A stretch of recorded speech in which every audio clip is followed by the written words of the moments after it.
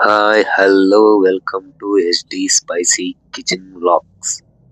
చాలా కృతజ్ఞతలు నా వ్లాగ్ చూసినందుకు. ఈరోజు నేను చేసుకోబోతున్నది టమాటా కర్రీ విత్ ఆలు విత్ వేరుశనగ గుండ్లు.